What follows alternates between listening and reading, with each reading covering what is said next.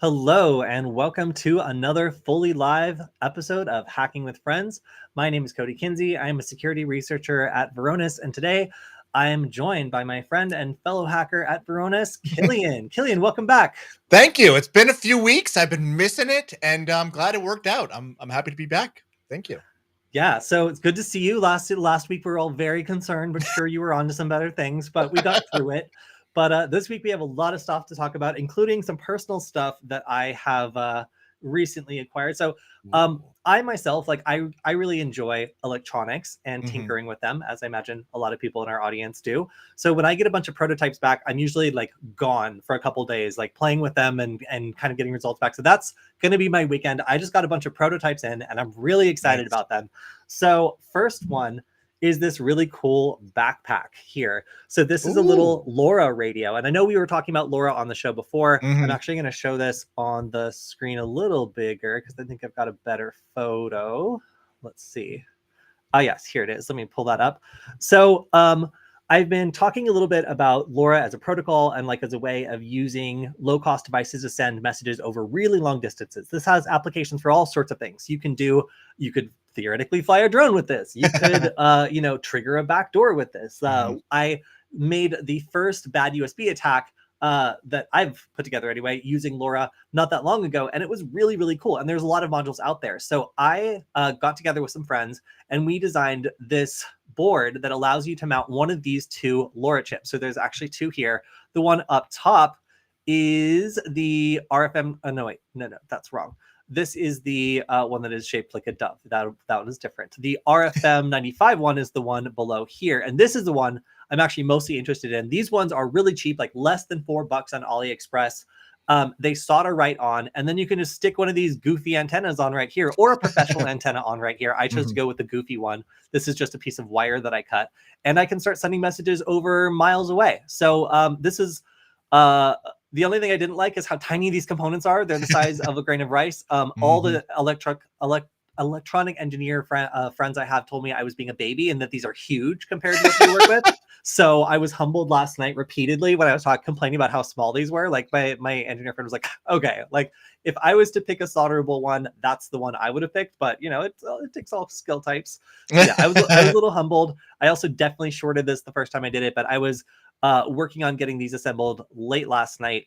And then these ones are the nice ones. These ones are like $12 or so. You can get them on Amazon, and they are the RYL boards. And these ones are nice because they are 4 wires, RX, TX, power and ground. And then there's a reset too, but that doesn't really do anything. And RX and TX is all you need to send messages to this module. And it comes with a built-in antenna. I've tested it. It's got miles of range.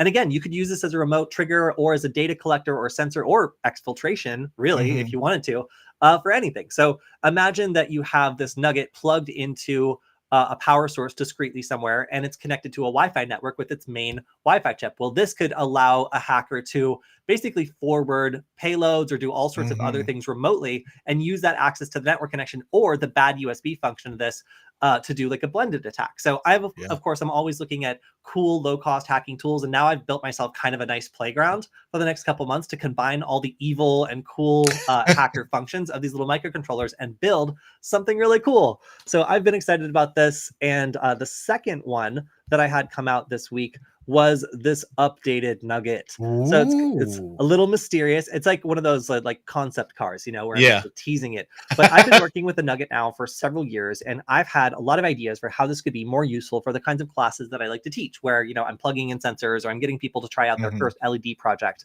And I was just like, I want plugins. Like, as much as I love pin headers, like I want like a really simple plugin. So the first thing I asked for was a little connector on the back to make it so that I could use these LED grids.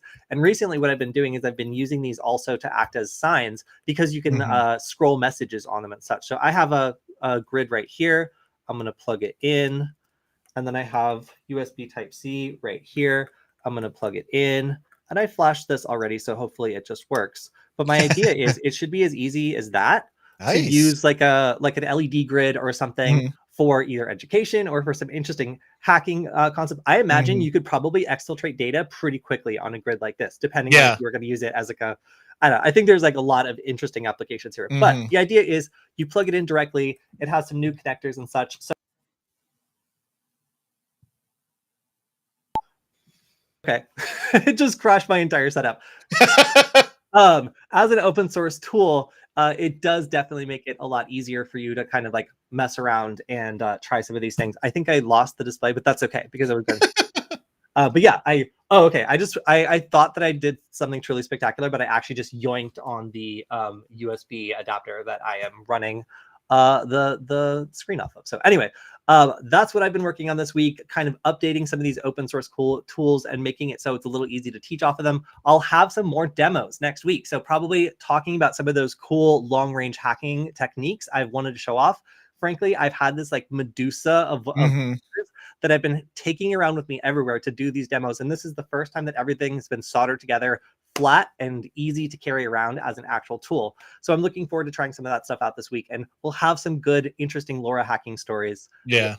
Kilian, you're tiny again. What happened? Sorry, I know I'm the producer. there we go. All right. So let me see. Is my screen back? Is it smart enough to know that has happened? Yes. Okay, cool. So the last thing I wanted to shout out was oh, no, okay, it's back.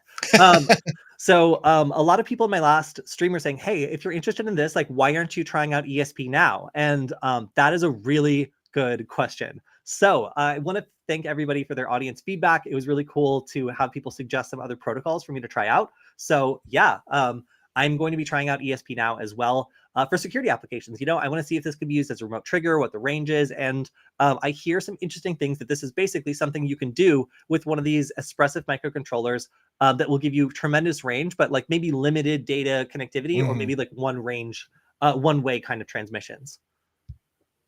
All right. So, Kilian, I wrote an article this week. Did you know that? Yes, I did, and I was very excited to see it come out. Oh boy, was I excited to write it. So I had a interesting little segment that I did last week on this kind of XZ backdoor. And what was really cool about this backdoor was, or I guess as a hacker, cool to see, was the way that they took some of these popular attacks that we talk about on the stream like all the time and kind of Frankenstein them together into one super like backdoor like supply chain attack. So we've been talking about Piple and these typo squatting attacks that are trying to merge malicious code into popular repositories all the time. And we even last week talked about how Piple had shut down their registration because these types of attacks had become automated and gotten like really, really bad. What's interesting is like the same target here, like trying to get malicious code into these open source repositories that are used all over the place, that they've been trying this for a really long time and very visibly so. So everybody kind of knew, at least like on the stream, that this was going to happen because it was just a constant target. Like we were reporting left and right about all these like Piple attacks and how many like packages were impacted. So these sorts of supply chain attacks are nothing new, So when a lot of people really like responded to this and were just like, this is crazy, whatever else, like I agree that this attack is big. Like, it's definitely something that's a reminder, but like, for me anyway, just reporting the news on this for such a long time, I was shocked by how many people were surprised by this. And so I wanted to write a little piece. And basically my angle was like, like we had SolarWinds in like 2020. We had a lot of other things that made everybody aware that this is now almost a certainty that it's going to happen at some point. Especially when you have some of these maintainers are like, anonymous people with anime avatars who just do great work, and have been part of the project since the beginning. And nobody asked them to get on camera or whatever, because, like they do great work. So these volunteer projects really do have problems sometimes with knowing who all their people are, or like maybe even having a discussion before like rolling out a new release. So looking back at what happened, that's kind of what happened here. Like some of these projects had members who either had their accounts taken over or were maybe not who they said they were, and were just building the confidence like to insert something later on. Or maybe they just got a huge like offer, from some random threat actors, like, hey, random maintainer of an open source project, you want $6 million and to live on the beach, and they're just on an island somewhere now, just like enjoying life. Nobody really knows what happened here, but the threat is pretty standard now for most companies. And the SolarWinds incident, which if you didn't hear about it, like caused like tens of millions of dollars of damage because a product got backdoored in a supply chain attack. This is just a fact of doing business. So here's a complete list of all the different distributions that issued statements about this. So this was Fedora Linux on their discussion board. This was, let's see, Kali Linux had a security notice released on this, Arch Linux, and then OpenSUSE, I believe. Yeah, Tumbleweed. Yeah. So those were the builds that had it creep into their unstable builds. I believe that Kali Linux actually pushed it out. But most of these were like Fedora Rawhide, Debian Rawhide, were experimental or unstable builds, and it hadn't gotten into the mainline of most Linux distributions. So here's my argument why it's like, basically this is like something that we just constantly have to expect now, and this is not as big of a deal as people are making. Like, this was really bad for sure. Yeah. It also almost got all the way out for Right. sure. But the fact that this project was an open source project and had so much visibility is arguably why it was detected and why this is the nothing story when it comes down to how many people were actually exploited by this. So as of right now, it appears that there was no active exploitation. So this was caught before whatever plan was going to happen kicked off, but it is an audacious plan, and it is a really good wake-up call and kind of a jump scare to kind of remind people that, wow, like this came really close to happening.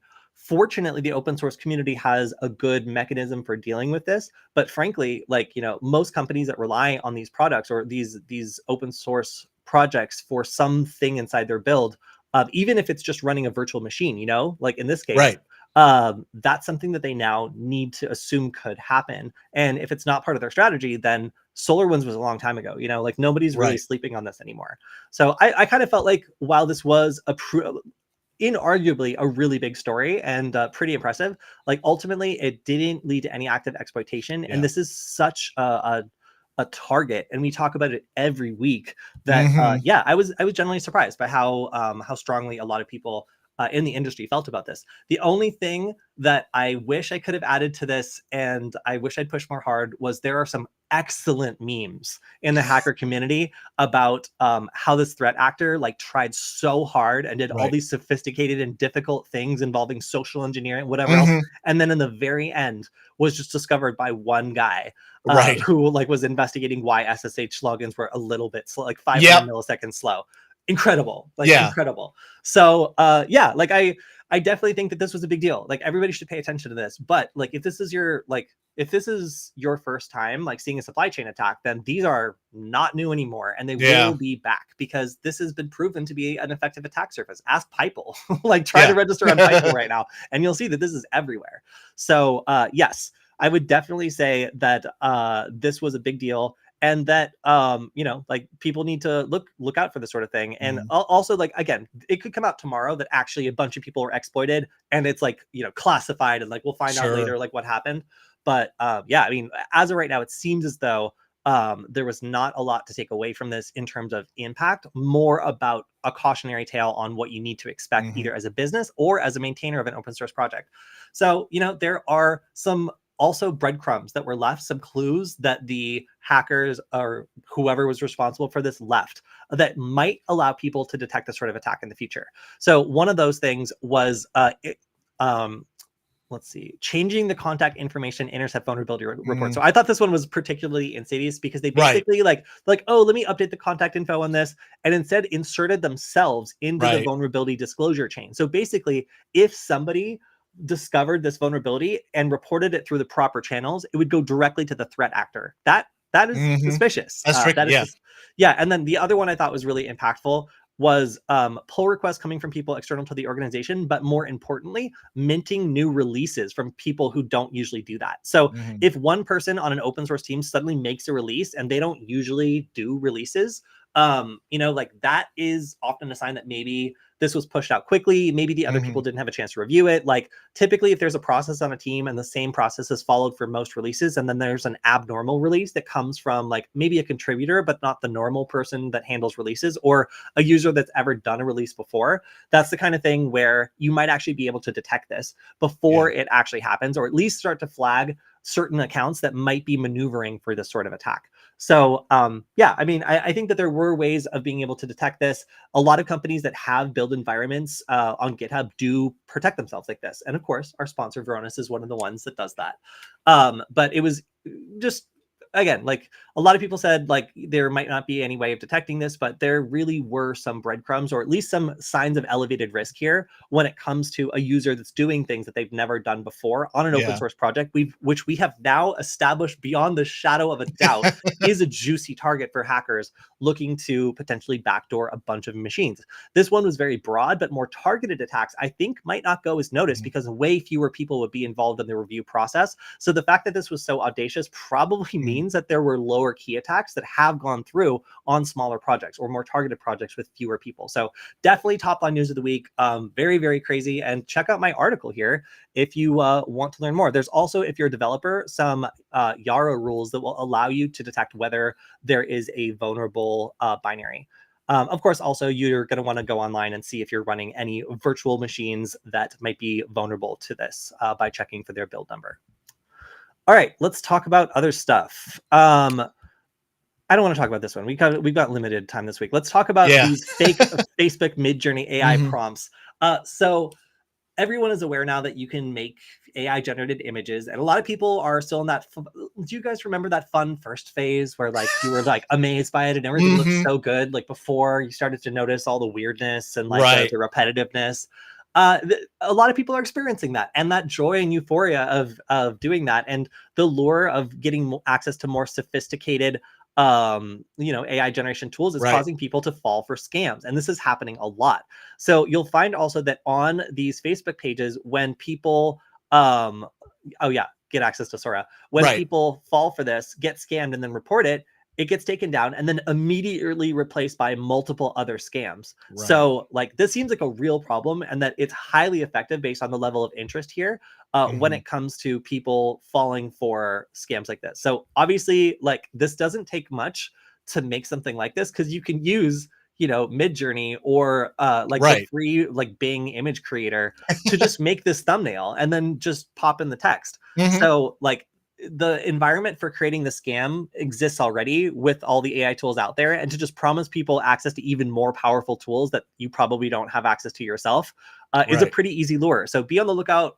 If you're interested in AI tools, make sure you're very careful about where you're sourcing information about them, because your interest in that is now highly coveted by scammers who are trying to get you to download all sorts of bad stuff. Mostly information stealing malware. Yeah, that was the key for this. I mean, super effective though. Like I'm interested in AI to a certain extent, but like the Sora AI, like the demos that they showed for that were really cool. Like that's enough to get me to go look at it. Like, and again, this would be perfect for a non-technical or a creative person who's not cybersecurity savvy necessarily. Yeah. And Kilian's also, or hi Kilian, James is also pointing out that there's a great episode of Darknet Diaries last week talking about using AI generated voices. All right, so Panera Bread, if you've been trying to go there in the last couple of weeks and you've been trying to redeem your ever-filled cup or whatever they're sipping, their monthly sip. I'm sorry, somebody in the audience can tell. Oh, sorry, Panera Sip Club members. I'm sorry, I love these loyalty program names. Like I just find them endlessly funny.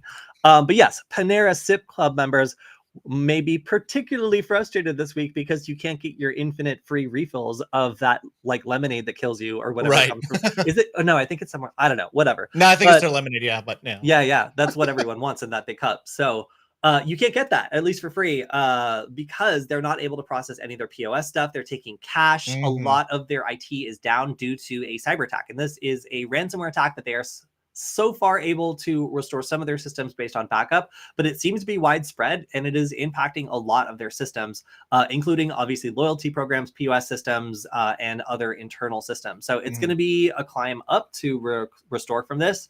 And they are not the only ones this week that are experiencing a public cyber attack. Also, Omni Hotels is experiencing a similar ransomware attack that is making it difficult for guests to get into their rooms. It is affecting reservations, hotel room locks, which I think is the worst one. Not being able to get people in and out of the rooms at a hotel is such an underrated but like very important system. So yeah, this IT infrastructure has been under attack for I think about a week now. Yes, since March 29th. Never mind. That's almost a week. And certain systems are offline. They're investigating the situation, and nobody has publicly claimed responsibility. But you cannot currently do credit card reservation, credit card payments, or reservations through this chain of hotels. So yeah, seems like a lot of new organizations are coming forward with ransomware attacks. So it seems like the ransomware affiliate game is alive and well, and there are several public-facing victims, including an entire city that is now declared a state of emergency. So aside from these private businesses, we have an entire county that is called on the Department of Homeland Security. Oh, they have a nice lake. They've called in the Department of Homeland Security, the FBI, basically anybody that can help them figure out like what to do about this. And this is affecting a lot of their systems.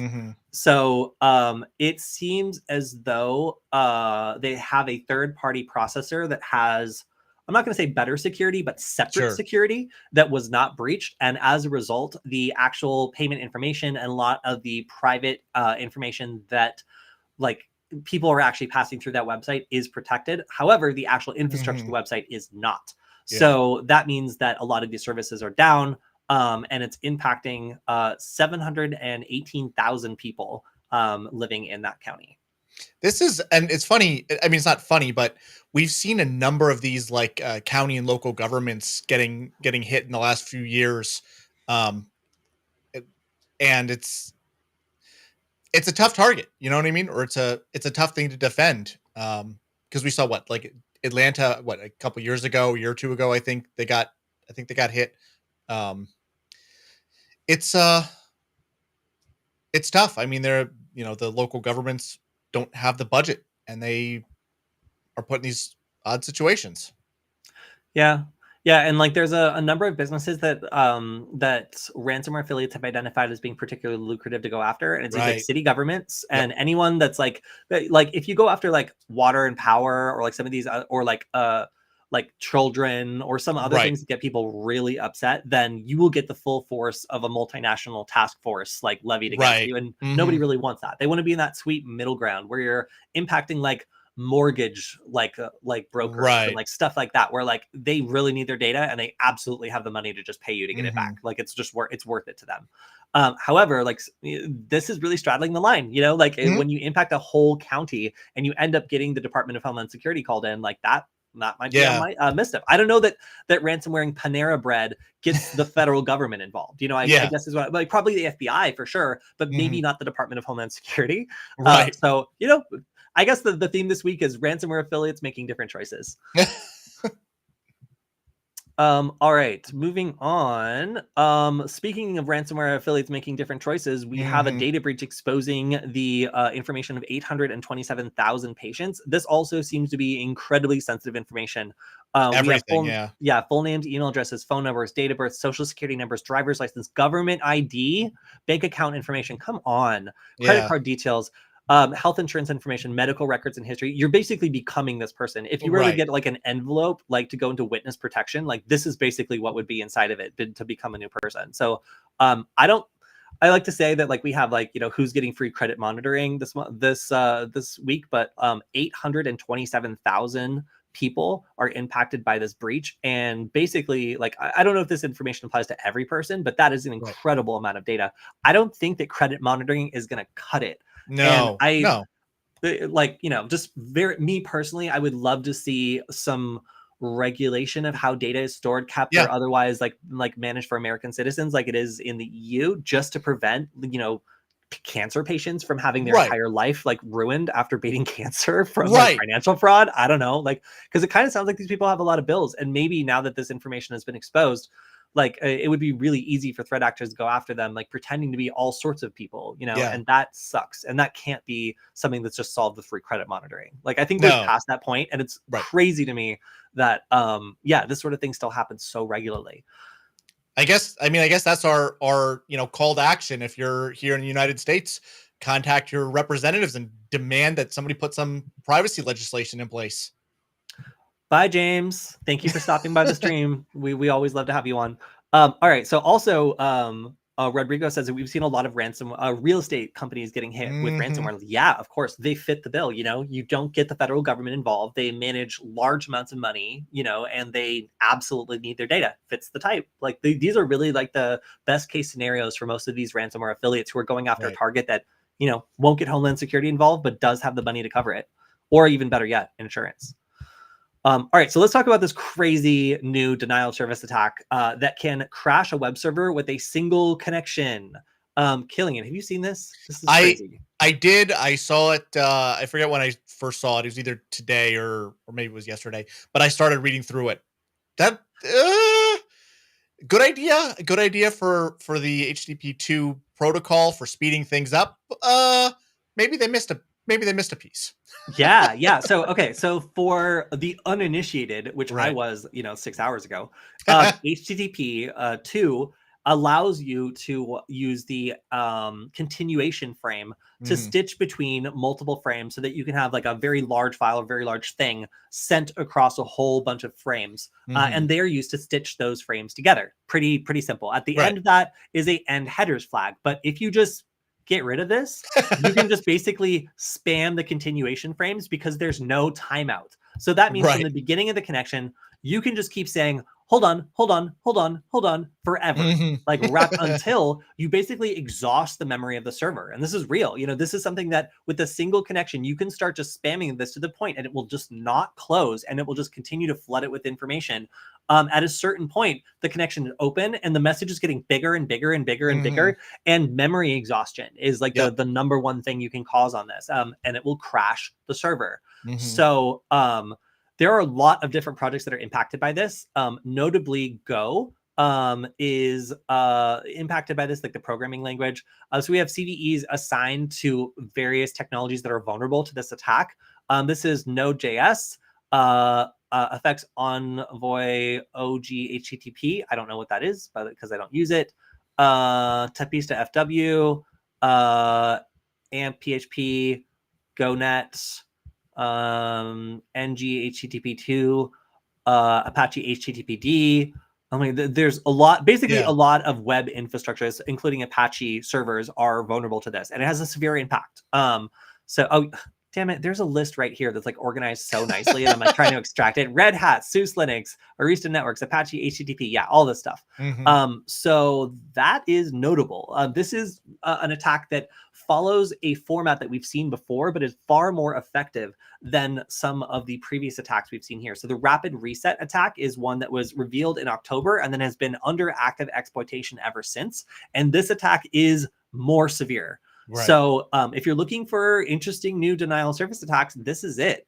This is some really interesting stuff, and it's going to have definitely some active exploitation we expect to see. And again, the potential to crash a server with a single connection is really something that people need to pay attention. And researchers here are also reporting that this could be quite complicated for like anybody who doesn't have good HTTP2 knowledge. Like if you don't know what this is and you're getting hit with it, it's going to be super confusing because there's not really like a standard way of figuring out what's going on here. So you kind of need to know about this attack to look for it. And most people don't know about this attack because it came out really recently. So the thought here is that because information on this travels kind of slowly and admins are going to get hit with this and not know what's happening, this could actually have pretty widespread impact just because the information on fixing it is going to be slow to spread. Totally. All right. So yeah, this is probably my favorite attack of the week. It's extremely impactful. I think like, honestly, like just an opinion, I think that this is a bigger deal than the Linux backdoor. And I think it's going to lead to way more people having way more problems. Yeah, if they would have pulled off the Linux backdoor, completely different story. But like this is bad, and it's almost so simple. It's dumb. Yeah, I mean that's and that is the problem. It's so simple, it's stupid, and it's going to take a while for a lot of these servers to get fixed to mitigate this. And with so much of the web infrastructure being impacted by this, I would expect to see denial of service attacks because it's profitable. All these botnets that do denial of service attacks for a profit are always looking for new attacks to add to their bots. All right, so we also have this impacts me personally. So just mentioning Survey Llama being listed on Have I Been Pwned. This is unfortunate, as SurveyLlama was a great tool back when I had to do surveys. But this is from a French company that has a number of different affiliates, one of them being SurveyLlama. This is including date of birth, email address, IP address, full names, passwords, and phone numbers. I believe that the passwords were hashed on this one, but Yeah, I I'm think they not were. Yeah, Okay. Oh it yeah. was Okay. Here we go. one other Oh, they were others. specific. Yeah, All right, cool. So I think that in the EU, you're like required to like say like what type of security you're actually right. using. You can't just say industry leading encryption. In this case, it looks like salted SHA-1. Oh wait, this is an or list, not an and list. I was getting so Oh. excited. Okay, so it was stored either in salted SHA-1, which is Mhm. literally nothing, bcrypt, which is actually something, or Argon 2, which I have actually not heard of and now have to look up. Yeah. So they are not directly usable in clear text, but I would argue that this is the same thing as clear text to me. Pretty close. Yeah, Yeah. you got a computer that has some free CPU cycles. This is going to be clear text. Mhm. Has some that this is the point that I was making with my sarcasm. Right. Thank you very much, Sleeping Computer. All right, moving on. We have 2 Pixel 0-day flaws, making me feel very confident in my hardware choice, that were exploited by forensic firms in order to get access to the devices, even though they were locked. So it seems like researchers with the Graphene OS project were reporting to Google that this had been actively exploited. And Google reported that it was under limited targeted exploitation, which means a company was charging a lot of money, probably Right. to law enforcement, to get into a device that they did not have any other means to get into. So researchers at Graphene OS reported this to Google, and Google responded by doing something. So the fix by Google was, and for the technically inclined, it's a vulnerability. This vulnerability was in the fastboot firmware that supports unlocking, flashing, or locking. Forensic companies were rebooting devices in after first unlock state into fast boot mode on Pixels and other devices to dump the memory, and then going through that memory forensically to dig for information in pursuit of some sort of investigation. So Google's fix was to zero the memory when loading fast boot mode, which then only allows USB connectivity after the zeroing process was completed, which seems like a relatively straightforward way of doing that. I mean, at a certain point, the information gets zeroed out before you're able to access it over USB. So how can you get it? But that is not a complete fix, according to the researchers at Graphene OS. They are looking for a more robust implementation because they argue if you cut the power before the wipe happened, you could basically put it in fast boot mode, cut the power, and then just like, I guess, access the memory modules directly and pull the information out of them. It's not as straightforward, but if the FBI is paying you $1 million, you can probably figure it out. Sure.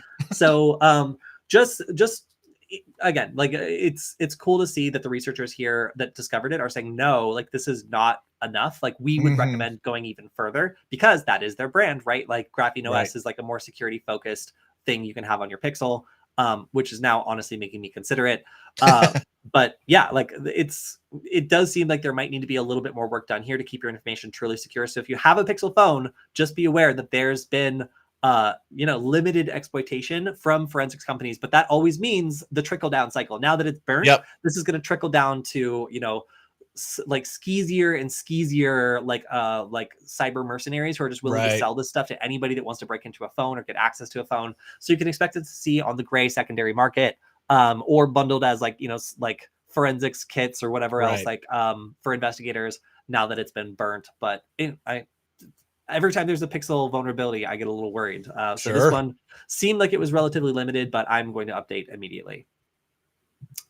The U.S. State Department is investigating some alleged theft of government data that has been posted by data broker online.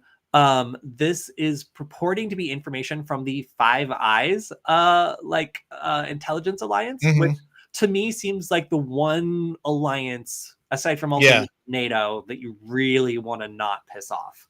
So the notorious group accusing of being able to spy on anyone had some of their files leaked, and the person brave enough to broker that information is attempting to make money off of it. So this is apparently also seeing some overlap with information that has previously already been stolen from government agencies. So the implication here is that there might be some padding, and there might actually be not that much new information and a lot of old information kind of padded together to make this breach look larger.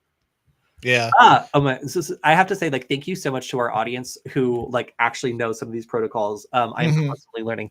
Argon 2 is an encryption method from a few guys in 2015 that has 3 forms of variance: ID, an ID. The third is a combination of the first two, and an access to the memory array. Okay, that seems like it's good. 2015 was a long time ago, though. That's true. Give me your review on whether or not that's a good method. All right. Next up, we've been talking about AT&T breaches for a while, and these breaches were particularly bad because they included the PIN code that customers use to access their accounts. So if you're looking for a nightmare scenario when it comes to like SIM swapping, that's pretty much it. Once the threat actor also has access to a customer's complete personal information plus their PIN code, they have unrestricted access to that person's AT&T account, which can lead to SIM swapping and further financial losses. That is exactly why AT&T is now getting sued by a lot of their customers. Yep. So this is an ongoing lawsuit, and again, we've seen a lot of movement on this attack since it was, or on this breach since it was first released a couple of weeks ago.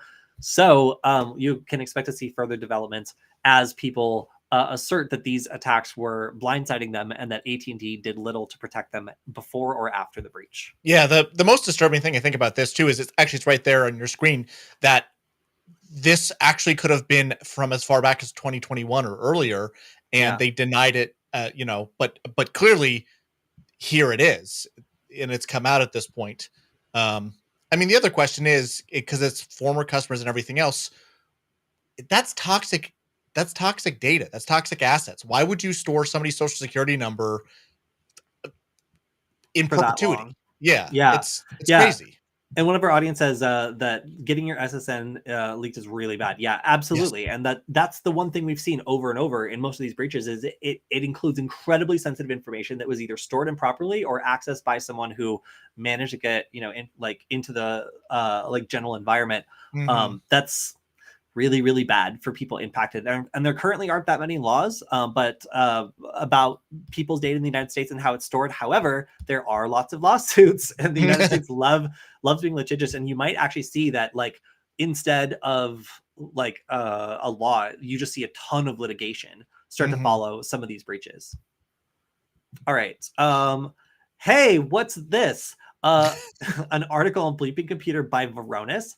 I actually really like this one because they go through and talk about Copilot a little bit and show some of the things that would be spooky for a company having an employee like using Copilot to try to like dig through data. One of them is the fact that you could potentially breach other people's social security numbers by making a really simple request, like, please look for documents on new employees and give me a table of the data.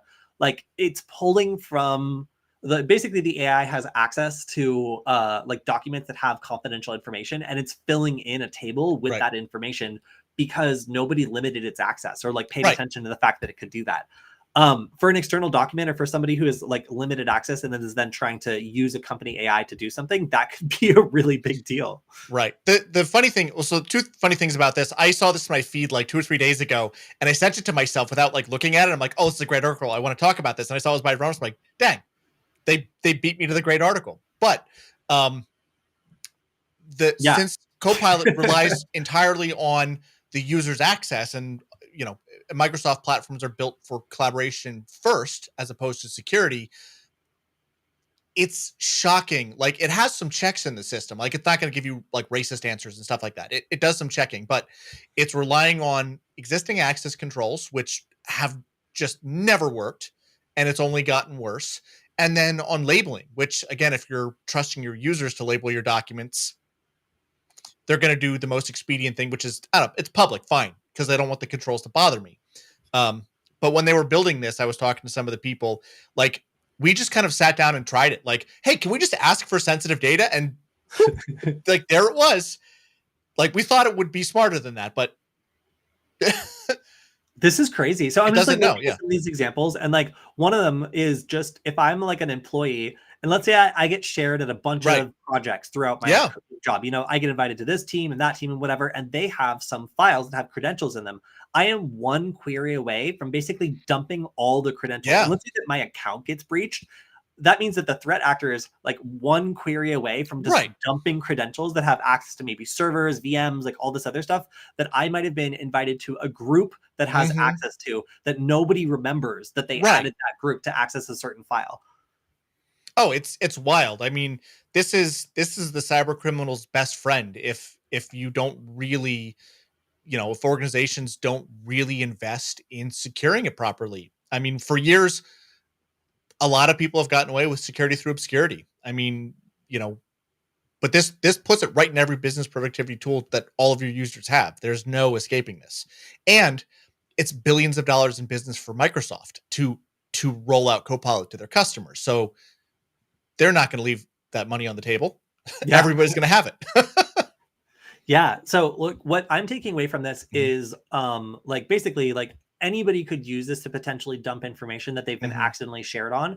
And like it takes advantage of like access control problems where like you have people being shared on vast amount of information. I'll just give a little example. I was part of a technology company a while back that excluded contractors from all their meetings. However, I was shared on the notes from all these meetings. So like I was not allowed to be physically in the room, but I got a digest that they were unaware that they had assigned to me. Like it was just like they forgot about it. So all these secret meetings where like I was excluded and like the information was supposed to be like not for contractors, I was emailed that separately to read, and I never requested access. Right. So like this sort of thing happens like really all the time, and just making it worse like by being able to request that information just means any employee getting breached that has access to this now suddenly is able to raid the organization for secrets that have been accidentally left on the table. So that's pretty crazy to me. Like I've been using Copilot a little bit. I'm getting more used to it. So like just realizing how powerful it actually is has been crazy. But I don't know if anybody else in the audience has used Copilot at your organization and seen if it like does anything like this, but maybe don't run these exact queries. I will say that I think, I think that pay scales like are fine to talk about, but I don't necessarily think that, social security numbers of other employees are fine to talk about. So I would like, I would just highlight this one, but there's a lot of personal information, a lot of potentially credentials. And of course, the argument here is like, if you're leaving out credentials, then you're going to get suddenly an unauthorized, you're basically enabling an initial access broker to turn around and use that access to your system, that API key you managed to pull out of a system to make like $100,000 while the ransomware broker or the ransomware affiliate then goes ahead and makes $10 million. Right. So like there's a heavy incentive to use any access you have to potentially sell these secrets, and being able to rummage through an organization with the help of AI and find like, exposed secrets. That's a big deal. That's really scary for these people that are rolling this out rapidly. All right. Almost done. So I'm gonna skip this one because like Chrome is also trying to phase out cookies. But if you're interested, you can take a look at this. It's basically device-bound session credentials, and the only reason I think it's cool is it uses a device's like TPM chip. Yep, that's it. TPM chip, and it basically like authenticates cookies with that TPM. So if someone steals the cookie, then it doesn't work. But Google's also simultaneously trying to phase out all like non-Google cookies like entirely and just like work through their own weird tracking thing in Chrome. So while I like this and I think it's cool, it also seems like Google has kind of a mixed commitment to whether or not we're even going to be using cookies. Sure. All right, next up, Google has agreed to delete the Chrome browsing data of 136 million users who are looking up weird stuff in incognito mode. So if you have used incognito mode, your information was actually being sent directly to Google, and they were collecting it. They argue that they weren't linking it to specific users, but anybody who knows about how data linking works knows that's a pretty weak argument when they can just combine and enrich it with other information or sell the data and let other people enrich it for them. So this is absolutely how all of those weird search results are going to come back to get you. And fortunately, they've been ordered to delete this information.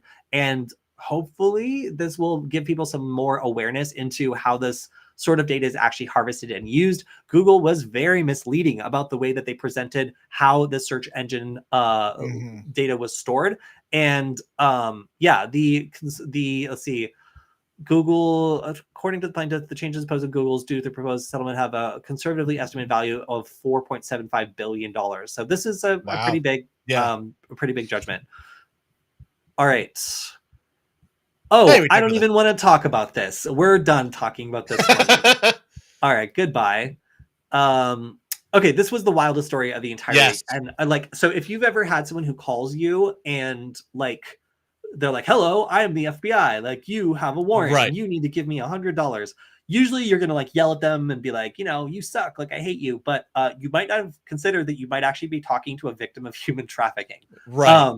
So this was a wild angle on something that I thought I already knew, like what was going on. But apparently 250 Indian citizens had been lured to Cambodia with offers of jobs and then were forced instead into conducting cybercrime when they arrived.